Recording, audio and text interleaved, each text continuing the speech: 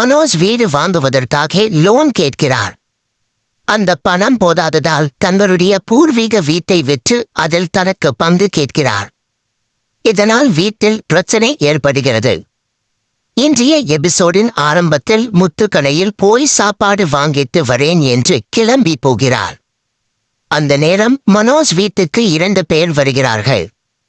அவர்கள் டாக்குமெண்ட் எல்லாம் பார்த்துவிட்டு இந்த வீட்டுடைய ப்ராப்பர்ட்டியையும் கடையோட ப்ராப்பர்ட்டியையும் சேர்த்து உங்களுக்கு 2 கோடி பணம்தான் கொடுக்க முடியும் என்று சொல்லி விடுகிறார்கள்.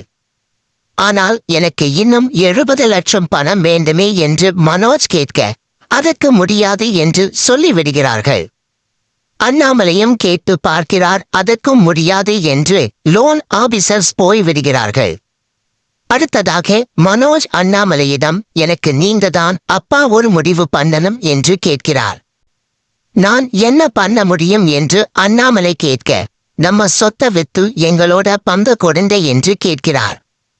அதற்கு புரியாத அண்ணாமலை எனது சொத்தா என்று கேட்க அதான் நம்ம வீடு இருக்கில்லப்பா, அதை வித்து என்னுடைய ஷேர் மட்டும் கொடுங்க என்று கேட்டதும் முத்துவும் ரவியும் கோபப்படுகிறார்கள். வீடு வித்துட்டா அம்மா அப்பா எங்க போவாங்க, நாங்க எங்க போவோம் என்று கேட்க வித்தா உங்களுக்கும் ஷேர் கிடைக்கும், ரவிக்கும் ரெஸ்டாரண்ட் வசிப்பான், முத்து டிராவல்ஸ் வச்சிப்பான் என்று சொல்ல ரொம்ப தாண்டா எங்க மேல உனக்கு அக்கறை என்று ரவி திட்டுகிறார்.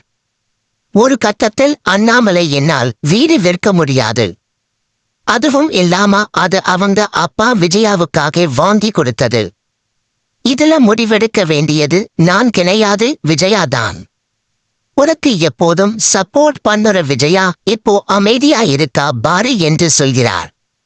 அப்போது முத்து மற்றும் மனோஜ் இருவருக்கும் இடையே பிரச்சனை ஏற்படுகிறது. உடனே முத்து உங்க மாமனார் வீட்டில் வாங்க வேண்டியதுதானே என்று சொன்னதும் ரோகிணி அதிர்ச்சியாகி இருக்கிறார். அப்போது விஜயாவும் உங்க மாமாவுக்கு போன் போட்டு கேளுமா என்று ரோகிணியிடம் செல்கிறார். இதனால் தயங்கிய ரோகிணி பிறகு வித்யாவுக்கு போன் போட்டு சிங்கப்பூர் மாமாவிடம் பேசுவது போல நடிக்கிறார். அடுத்ததாக அக்கவுண்ட்ல பணம் எல்லாம் லாக்ல இருக்குன்னு சொல்றாங்க, எடுக்க முடியாதுன்னு சொல்லித்தாரு என்று ரோகிணி சொல்கிறார். அதற்கு மனோஜ் அதான் இப்ப முடியாதுன்னு சொல்லித்தாங்களே, இப்ப நீ தான்பா பொறுப்பு என்று அண்ணாமலை இடம் கேட்கிறார். அதற்கு அண்ணாமலை இந்த விஷயத்தில் நான் முடிவெடுக்க மாட்டேன், விஜயாதான் பார்த்துக்கணும் என்று சொல்லிவிட்டு கிளம்புகிறார். பிறகு மனோஜ் விஜயாவிடம் வந்து கேட்க வீடை எல்லாம் விற்க முடியாது என்பதில் விஜயாவும் உறுதியாக இருக்கிறார். அதோடு நீங்க வீடு வாங்குவதற்கு நீங்க ஏதாவது ரெடி பண்ணிக்கோங்க, என்னால முடியாது என்று விஜயா சொல்கிறார்.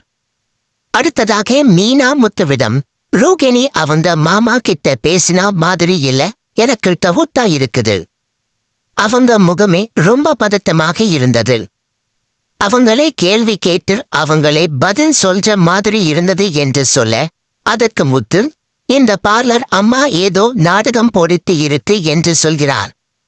அடுத்ததாக ரவியும் ஸ்ருதியும் பேசிக் கொண்டிருக்கின்றனர். அப்போது ஸ்ருதி மனோஜ் ரொம்பவும் சுயநலக்காரராக இருக்கிறார்.